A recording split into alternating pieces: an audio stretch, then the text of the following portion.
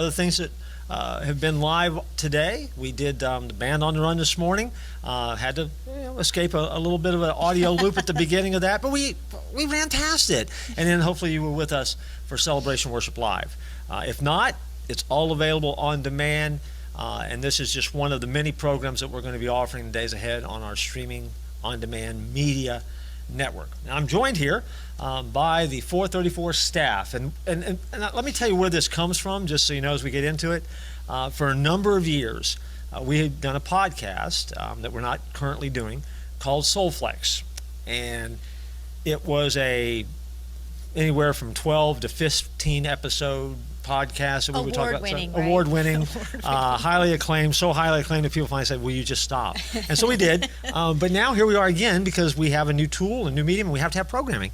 But what happened in that podcast is we found out that we would just have these conversations and we would turn on the microphones. And people really did email us back and they would call us and say, we would love to see what's going on that we can't see because you guys are giggling and reacting to each other and we know something's happening but we don't know what it is. We'd love to see that. And we always said, no, you can never see that. What now, happens in the booth stays in the booth. Well, but now you can see it. And so that's just what this is. And so we are inviting you into a conversation with us for the next little bit. We think it's only going to last 3 or 4 hours. Just sit right back and you'll hear it. 3-hour tour. Well, we'll allow for bathroom breaks if you need to go. No, I'm getting the hand. What are you doing? What are you doing? If it's 3 hours, I don't want to be around you people that long. Okay. But we're going to talk about some things, and hopefully you'll find it meaningful. Now, in case you don't know, and you're one of our viewers that you don't know who we are, we don't blame you for that. Down here at this end, I'm have Michael. You are. I'm Michael Simmons, who's sitting at that mic. The quiet one. Yes, Yeah, usually the quiet one. Now we're going to right. see you. Next to me is the very colorful Richard Israel. Yes, I'm the brightest one on the panel right now. Yes, okay, yes. Shirt-wise. And to my right is Leanne Stayer. Hello. And I'm Jeff Dixon. So I'm going to be your referee and host. I will be your referee and host Okay. For this conversation. Today, on this particular version of Soulflex in the studio, we're going to talk about advice. Advice. Now, advice, if you think about it, is an interesting thing. Sometimes it's a good thing. Sometimes it's just plain horrible. Sometimes we want it and we really ask for it. And other times, there are always people in our orbit that will offer it to us whether we want it or not. And it has a value based on who gives it. I understand that. But there's just some advice that sticks with you and some advice that has helped you. And so as we kind of start today, let's go back and think about life a bit. Okay. And the question is simple. What is the best advice you've ever gotten or ever been given? I mean, which is proper? Been gotten? Received? Yeah. That's a good one. Yeah, okay. Which advice was begotten? Actually passed on some brilliance from my mom to my children just this weekend. You did? Always leave the house with clean underwear. Nice. Good to know. This was a An constant extra your mom? pair, or just make sure No, make sure what the one you you're have. wearing is clean. Oh. You don't want That's to go why I funky wear underwear. two at the same time. Oh, what's that? That's why I wear two at the same time. You Oh, never okay. know. You never know. You always say it that way. It's just sad that has to be advice. That's just not a Well, it could given. be simple. Just wear underwear. That's right. Just cover that. Hey now. So your mom gave you that advice? That was sage wisdom from Gloria Wright Simmons. And then you passed it along to your passed kids? that That's on. good. Okay. All right. Anybody else got any advice they remember from their day? Well, from the great theologian Jim Croce, I learned not to tug on Superman's cape, not to spit into the wind, don't pull the mask of the Lone Ranger, and don't mess around with Jim. Yeah, there you go. So those were 4 advice. I've adhered to that my entire life. That's really become your mantra Yep. for life? Okay. Everything's good. Oh my Now, goodness. there's some people that are watching this that have no idea what reference that's Oh, man, from. where's or my where guitar? you're from at that I know. point. Yeah, that's a classic. That's good Done stuff. by Jim. Jim Croce's Okay. greatest hits. It'll be on there. Yeah, Yep. it's on there. We Okay. need to do that. Yeah, go reference. Hey, for all you millennials out there, why don't you go out and Google Jim Croce, and you'll be able to hear that classic song. Yeah, it was. I think I had. I think it was number 1, actually. I think I had the album. Yeah. And that was Is before. that right? Yeah, that was before the days. An album? What's that? I know. It was this Now we big, got to Google more it things. was this big thing, and I had to put like a Wax. penny on the arm to make it. Just You something have like that. 8-track? Huh? I didn't have the 8-track. Never had 8-track? I did, but I didn't have that on I 8-track. had an 8-track Did in you? my car. Yeah. Oh my God. Why would they make the 8-track? Mid-song, man. Mid-song, it would go to another song. Jump. Yeah, what, who planned that out? Nobody. Okay. I don't know. That's before my time. I don't know what y'all They are were talking working You about. remember 8-tracks? You know, you have 8-tracks? When were you born? In the year of cassettes? I guess, yeah. You- 70. Okay. Yeah. All right. Advice. Are we going? Yeah, let's go back to advice. We were just talking about Jim Croce. The one that sticks out in my head right now is I'll give a shout out to Don Davidson. He was my pastor. Is Don watching? Probably not, but Okay. anyway, I'm shouting out to you. Don, I get was online and watch this. right. He, I kind of was like their babysitter and built-in nanny kind of person, and cleaned their house and did all kinds of things with them and for them. But they were treating me to something very nice that I said, oh, that's just too much. No, no, no, no. And he gave me advice about taking a gift. That, you know, we always want to, no, that's too much, and just learning to accept a gift and say thank you, because I would be robbing the person the joy of giving the gift.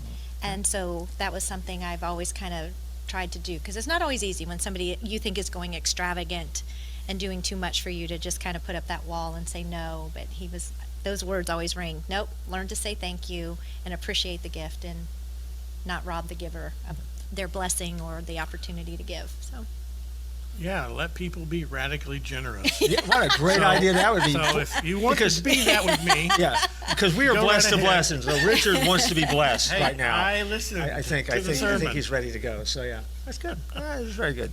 And so basically, we're inviting anybody that wants to just radically bless us that we won't turn it down. Is that what you're saying? Exactly. It's good advice. It's a biblical. Anything else that just I have to lingers in the say when I was in 7th grade, still to my days right now, I went on a walk with my dad down the sidewalk, and I was. Where is this they had going? paved roads back in those They had. days. I'm a little they had- nervous.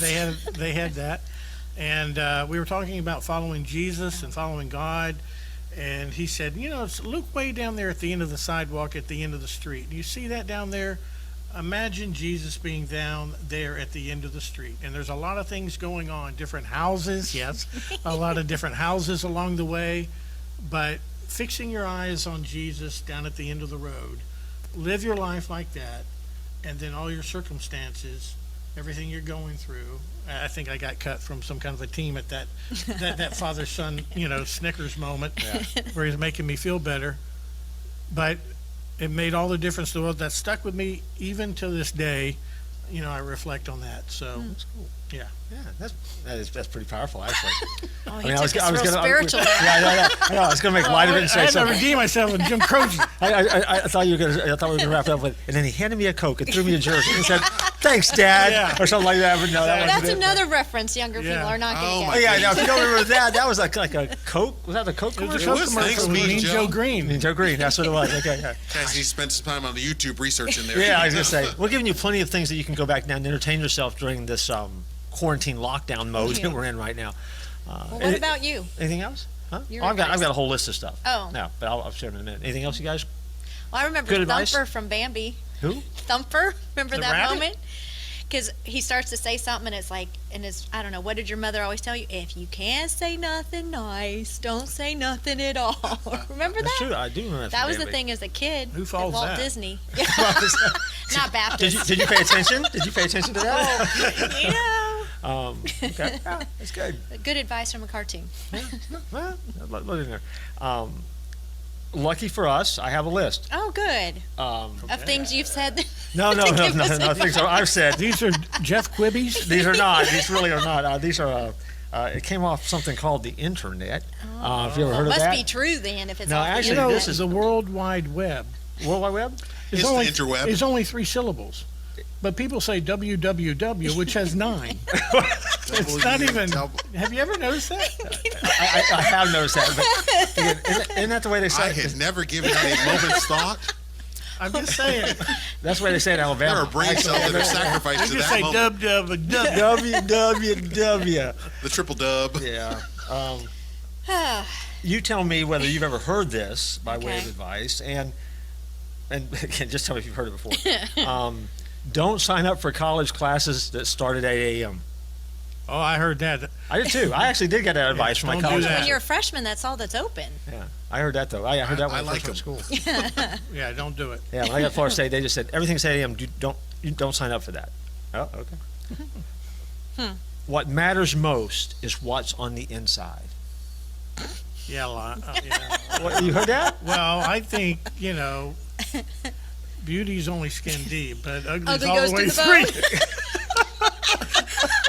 No, I'm kidding. I'm kidding out there. Please. Do we need to apologize to anybody? I don't even know who to start apologizing to for that one. I'd like to apologize to. No, I'm just kidding.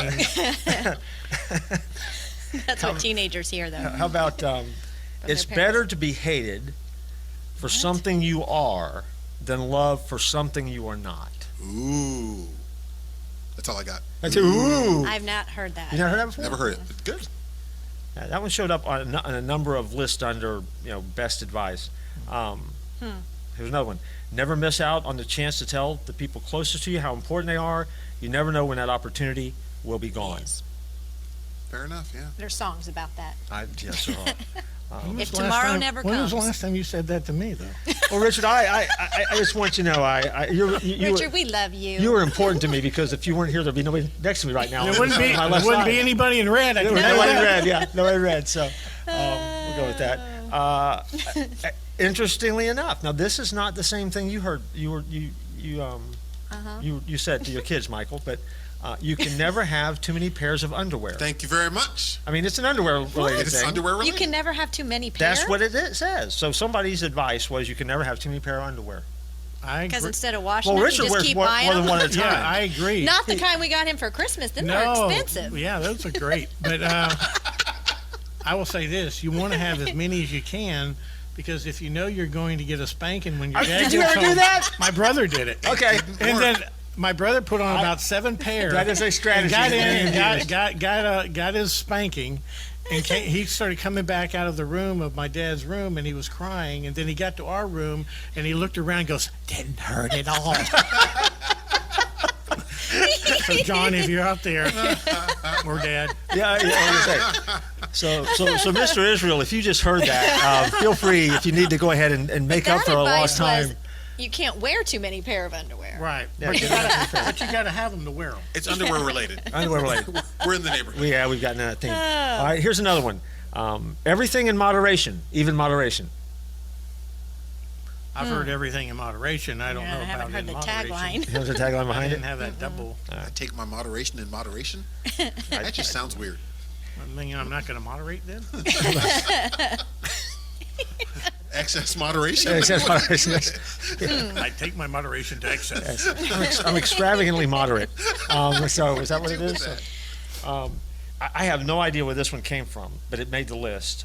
Never have any regrets because what you did was what you wanted at the time and led you to where you are today. That makes sense to you? Okay. Yes. I'll say it again. Never have any regrets because what you did was Good or what you bad. wanted to do at the time and led you to where you are today. Well, I've always heard that you regret more the things you didn't do than what you did do, and like, oops, shouldn't have done that. Yeah. So it's kind of along those lines. I but kind yeah, of heard a but shortened everything- version of that. Regrets. Short- I've had a few. No regrets. regrets. No regrets? I don't have any regrets. But Regret- I've also heard regrets. I've had a few. Is a long time. And then again, too few to mention? You remember? Yeah. Is that where we're at? Yeah. Well, that's where my head goes with that Yeah, sort of the advice. my It way, just yeah. takes me down the my way road. And, I mean, I'll get spiritual for just a nanosecond. A lot of times regret is about making better choices when you get to do it again. And if you have no regrets, you're just going to make the same boneheaded choices you made before. Yeah, you're not going to learn from your past, right? You need the benefit of regrets, man. Yeah. That's why that song became such a pivotably dumb song It's in just the, in, the, in the lives of those who recorded it, right? I mean, bless Elvis's heart. Yeah. A major hit with My Way. Think Hugging the about how he did toilet it his way. my And way. it just didn't end well. This is one that maybe, Richard, you can relate to. If you Really? can't tone it, tan it. I can't tone it 10. That's the advice. If you can't tone it, tan it. My only thought was there isn't enough sun, man. There isn't enough sun. Well, now you can do all kinds of man. stuff with Don't- the contouring that makes you look all buff when you're, not. Yeah, They call that a girdle. That's what No, no, they do it with I makeup. need some shading. some shading to get my six pack. So if you can't tone it, tan it. Okay. This is advice, and I have no idea the source of this other than it says sometimes crying doesn't fix everything, but if you add some ice cream, you got a winner. That seems like a girl saying, not a I dude don't saying. Do y'all cry and eat ice cream? Right? Well, I'm lactose intolerant, so I don't eat ice You're cream. diabetic. Yeah, You're the only one. You're the odd man. out here. Bluebell makes me smile, so I don't know. I don't know. Well, it There's, makes it, you know. there's no crying with Bluebell. There's no crying with ice cream. No, there's no crying with ice cream. So I guess that makes sense. This one is straight out of a Disney film, Let It Go. Let it go. Yeah. How about keep your elbows off the dinner table? Oh, there's a song. Elbows off the table. Well, we used to get your elbows off the table, Jeffrey, and then you'd have to get up and around the table. You must go. And then if anybody caught you, What you kind never of did that dinner as a did kid. you have? Did any of you guys do that? No. Did you? No. Oh yeah, I've you'd see never somebody heard so this like before.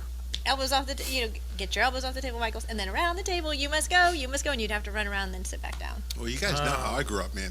Elbows on the table were not an option. Option, It yes. was not an option. There are restaurants that did that. Again, Made you run around? table? What kind of restaurants? I don't know. I don't One know of those these things. yeah, the ones that would play with you like they do out at Disney sometimes, or what was that ice cream place? I don't know, though. I remember looking at this weird family went to this restaurant I went to. They were running around the table. And we didn't go in, right? We didn't go in. No, my dad looked at him and said, "We're not going in. Let's go home." So we went Well, the like other way. We went Primetime back to Cafe, McDonald's. they'll yell at you for having your What elbows on happens the if you table. kept the and I steak think knife in your hand when you're running around the table with the They'll put people in your front eye of you? Oh, there's a fight going on. How about this one? Planning decades, thinking years, working months, living days. Yeah, Okay, that's pretty good much. advice. That's pretty much what I do at work. Yeah, I'm going to read this next one with great reluctance. Oh, what? And again, please, always poop before you shower. That's my motto. because you don't want to have to get out in the middle of your shower. I have no idea. That's your motto? And y'all were giving is me that- grief is that- for is- the underwear thing? Come on. Is that on the Israel crest somewhere? but- The coat of arms? They have a built-in bidet right there in the shower. Which makes toilet paper a non-issue. Right? Yeah. Then you don't have That's another right. thing. That's what I say. In these times of crisis. Although you heard his bidet fix, the guard knows. His brilliant thought was to make sure the hose is hot. I told you I was hesitant to even say that one. I told you why. Yeah, I told you why. Yeah. You gave us fair I warning. know I did. But it is probably good advice. Complete disclaimer. The only time to set the bar low is for limbo.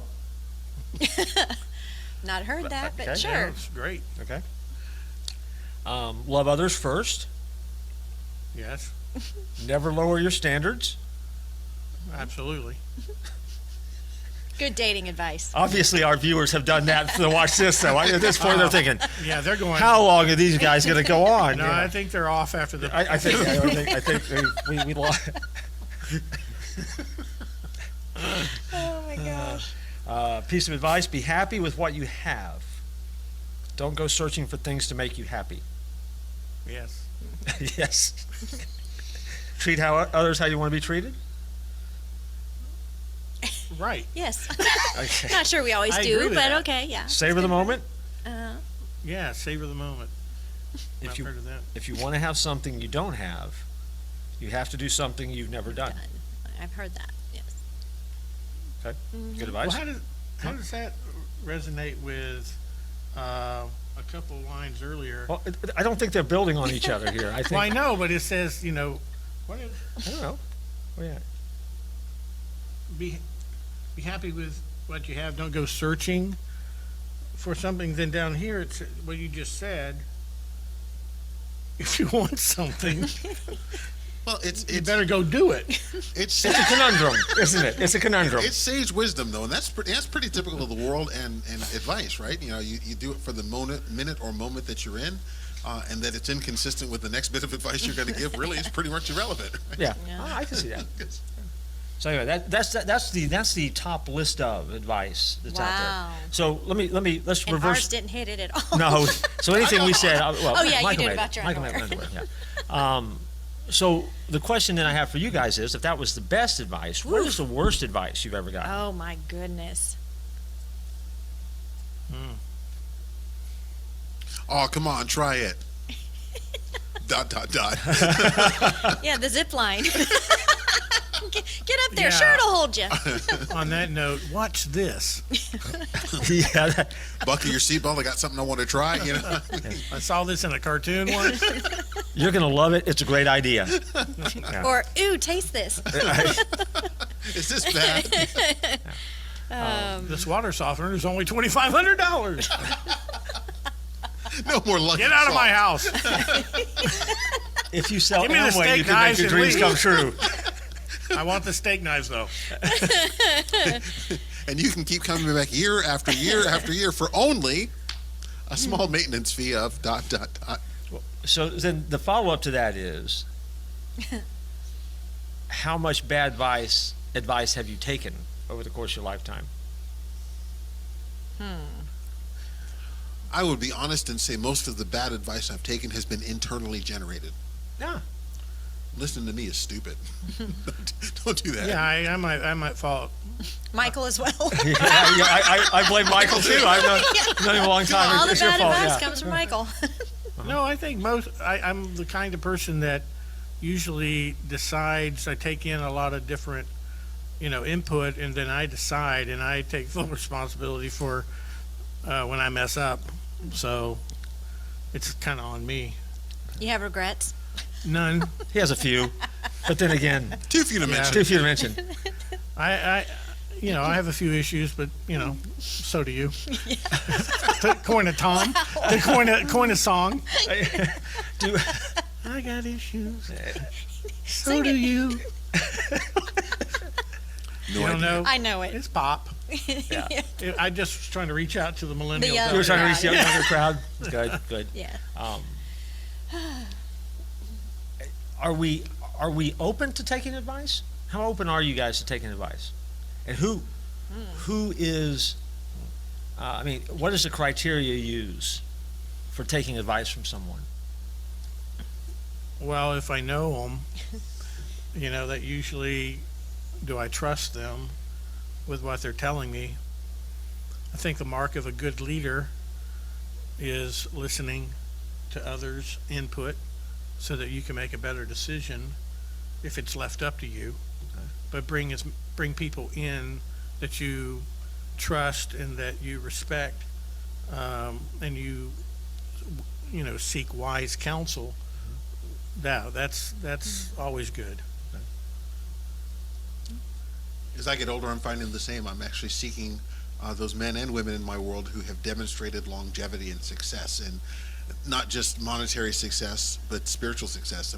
Are they in a place in their lives where some of the choices that they make or made have evidently been blessed?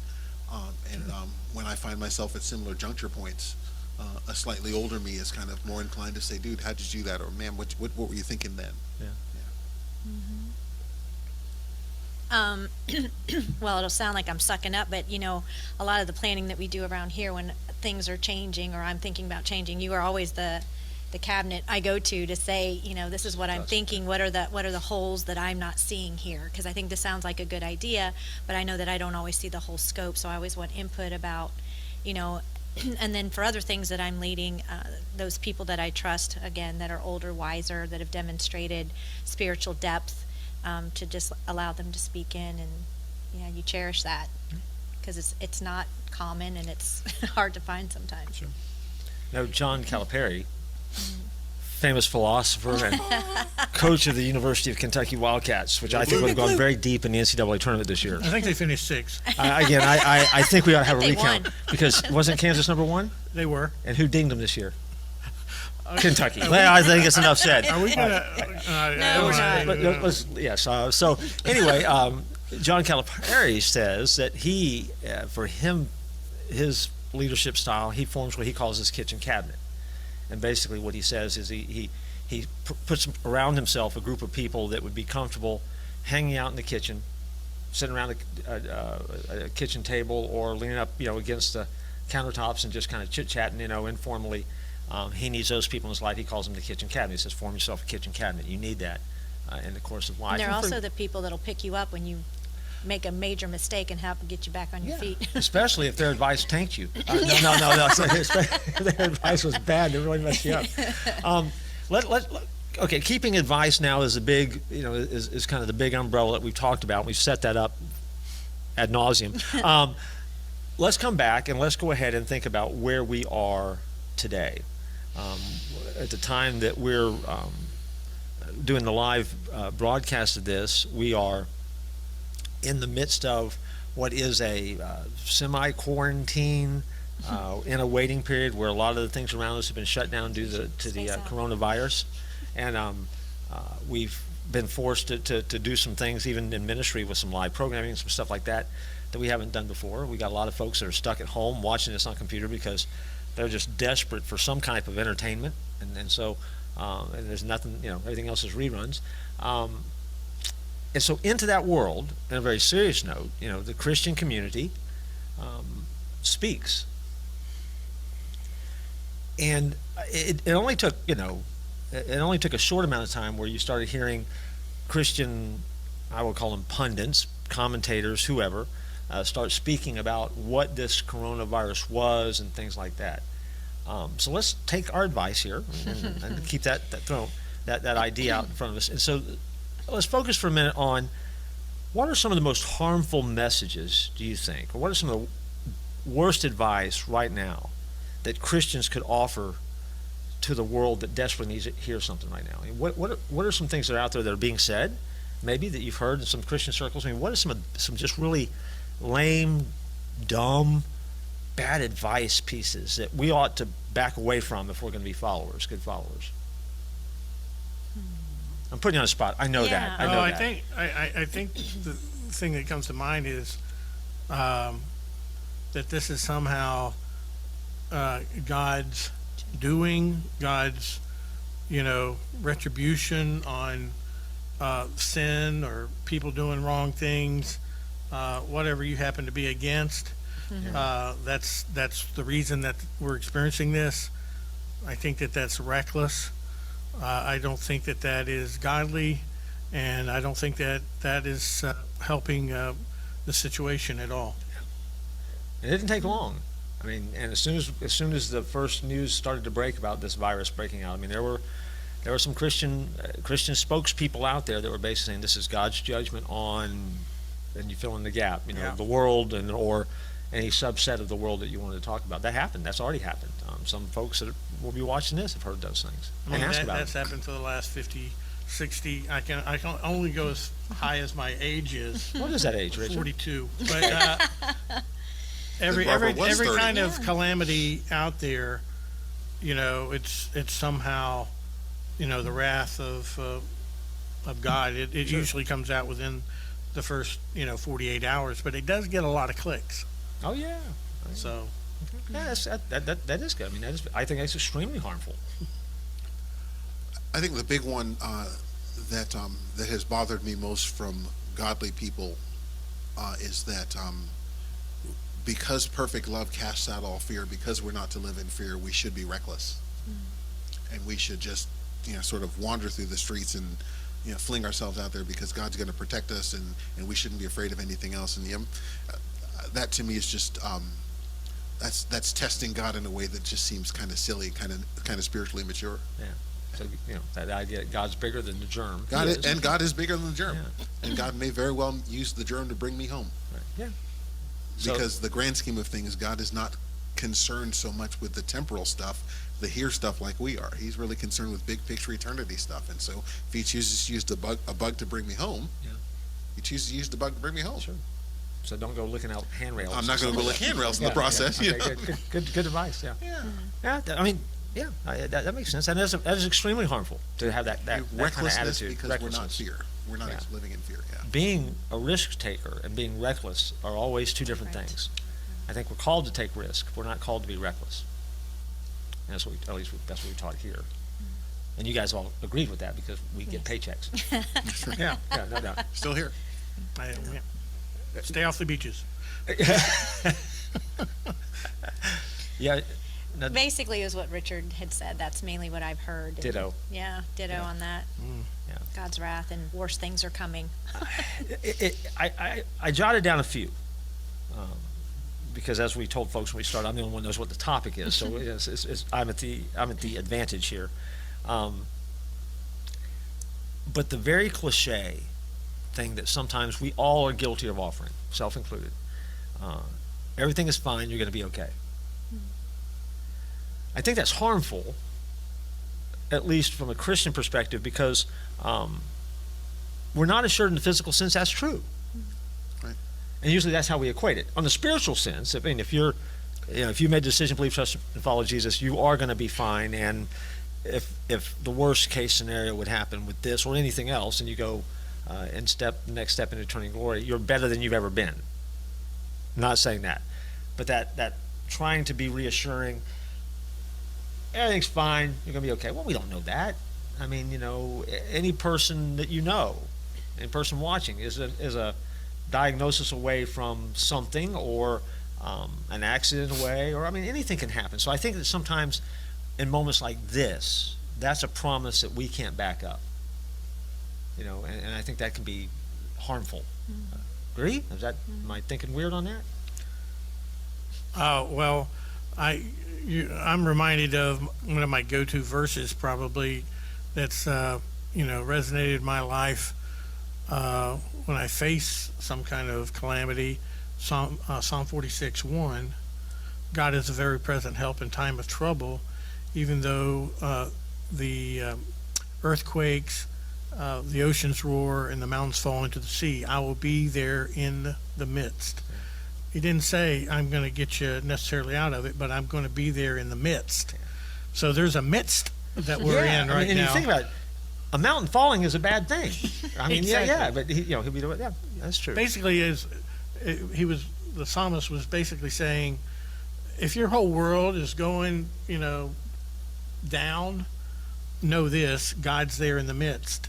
Yeah. Doesn't mean that you're not going to go through it. No, oh no. But he's going to be there with you. You're not going to be alone in it. That tracks well with you guys? Okay. Well said, Richard.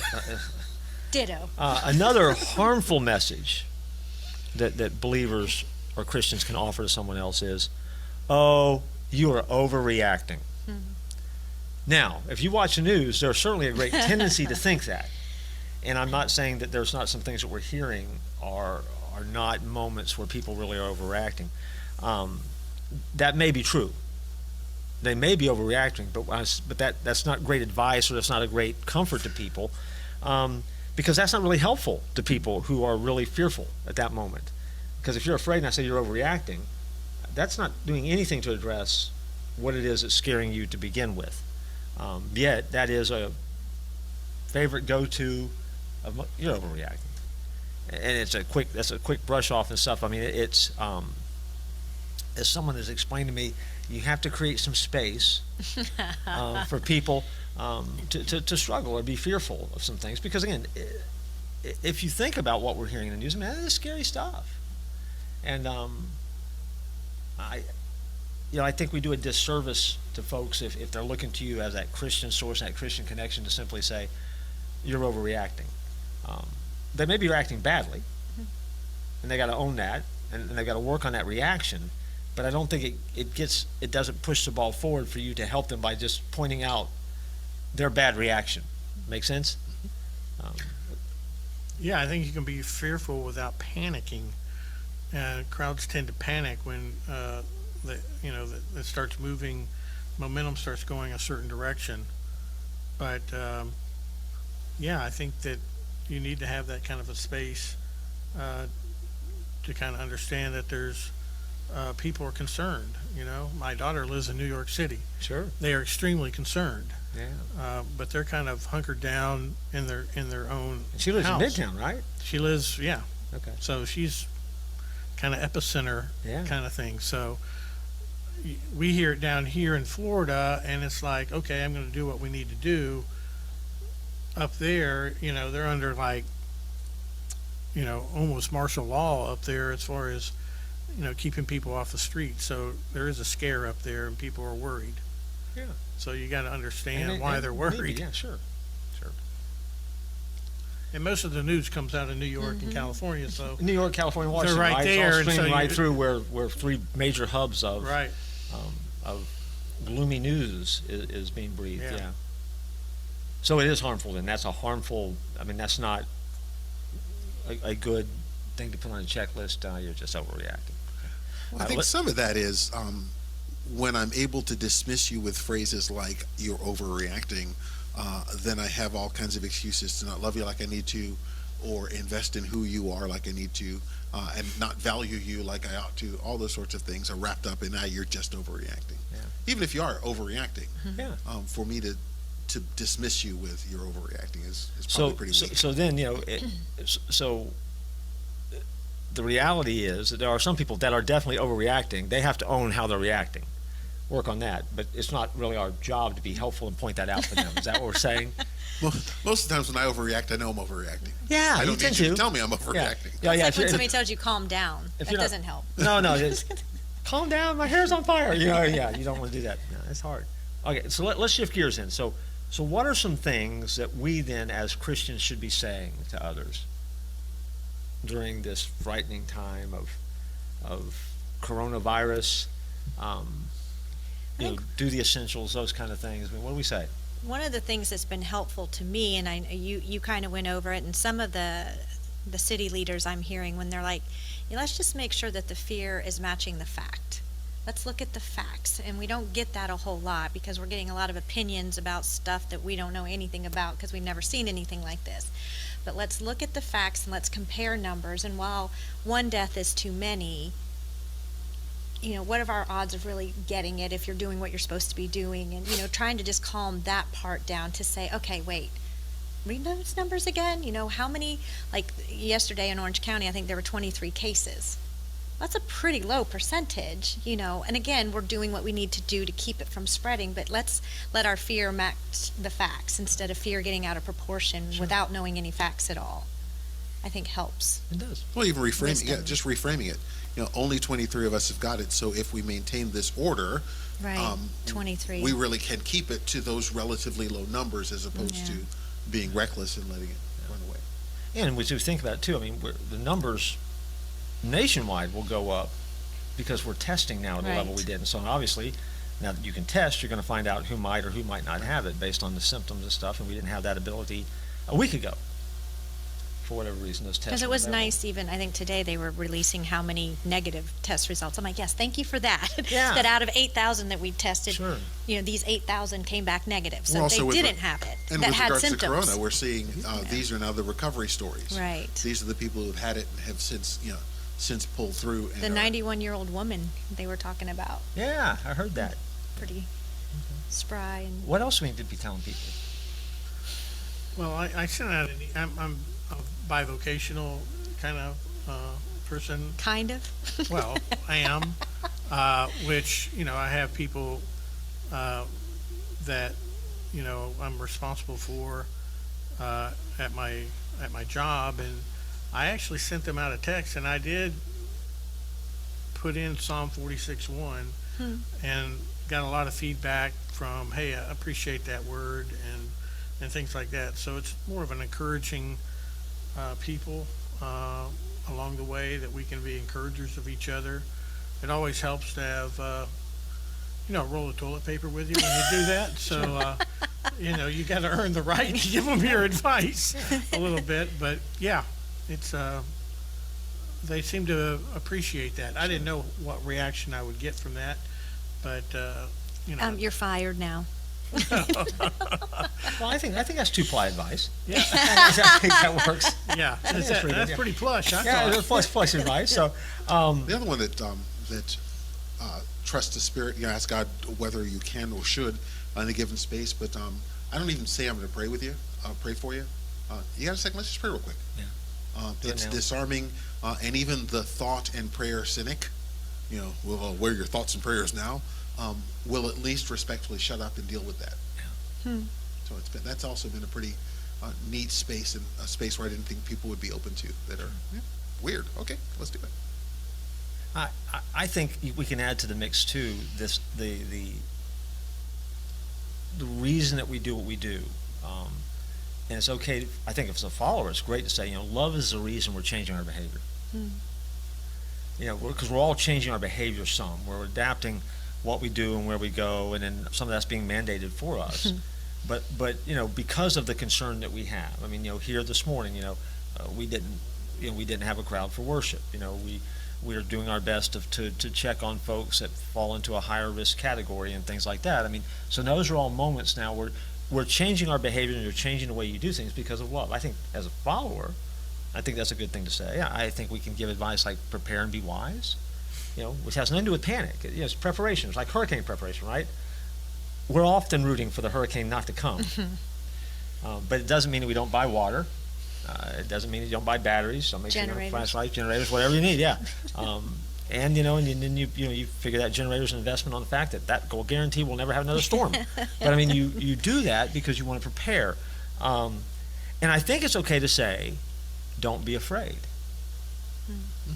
Because you're not saying you're overreacting. I think it is okay to say don't be afraid, because that's biblical. And if anything, you know, we go back and Jesus enters time and space, so we don't have to be afraid. You remember in Luke that story when Jesus was talking about a tower that had fallen and killed people? It's an often not used passage of Scripture, I must admit. But Jesus asked a question after they recount this. Do you think that those were the worst offenders than all the others that lived in Jerusalem? Talking about this tower that killed people. So Jesus basically pulls the question. Do you think that the people that died were worse offenders than anybody else in Jerusalem? And, you know, it gives everybody that moment of, well, yeah, I don't know. I mean, they have that looking back and forth at each other, and then Jesus says, no, I'll tell you, but unless you repent, you'll all perish. It was a moment where Jesus, as some commentators say, was brilliant in that moment, because he wasn't saying that in a disaster, God is judging you. And sometimes, as we talked about, we as Christians in this Christian community, everything's a judgment of God. Jesus was quick to point out, no, God's not judging you. But then turns it right back around and says, but he is trying to get your attention. So in other words, God knows what's going on. He's allowed it to happen. But it begs the question, then how do we react to it?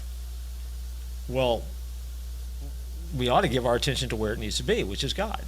And that's really how Jesus navigated that. You know, so basically he navigated what was a disaster, a tragic accident, a tragic series of events. He threw the question right back at him and then reminded him, no, God didn't cause this, and it's not a judgment of God, but it is designed to get your attention.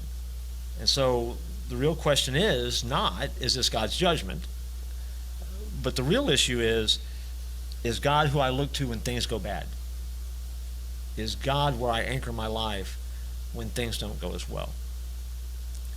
And I think that really is the takeaway through this confusing time. If anything, you know, it's that gut check, heart check, you know, pony up, what makes you tick. And I think the message that I'd like to leave our folks with, of all the advice that we could possibly give, is to remind them that they're not alone, that God loves them. You know, remind them of the stats. Chances are, if you get the corona, you'll get better from the corona, which is really good to know. And sometimes we don't hear that often enough. I mean, we don't hear the number of people who've already gotten better from the virus, which I think would be a great number to see on a curve somewhere. That'd be fun. But also to use the opportunity to take inventory of your own life and ask, where is it that we look? Where do we anchor to? And the best advice I think we could give is, you know, find your anchor and find your strength in him, and weather out this storm, because it will come to an end. And there's going to be a normalcy that comes back, and there's probably going to be a new normal for a while. But I think if our folks could learn that and we could be dispensers of that information, I think we'd be better off. And so for all of you that are watching out there that are still with us, or have watched it in a couple different episodes or installments, or had to go to the bathroom 3 times and come back, whatever. Go put on more underwear. Yeah, whatever you're doing. I mean, you've heard a lot of great advice and some not so great advice. Yeah. But we just wanted to kind of have that conversation and kind of invite you in to join us in just a conversation about stuff and life and the world that we live in. Anything you guys want to say before we sign off and wrap this up? Nope. Nope. I love everybody, and hope to see you again over the streaming devices we have at the church at 434. So 434 in motion is alive and well, and we look forward to seeing you again. I knew he wasn't going to say nope. I knew I had 2 nopes, and I knew that we weren't going to get the third nope. Somehow I just knew that. So with that being said, thanks for joining us, and we look forward to catching you next time. Living Forward in Motion.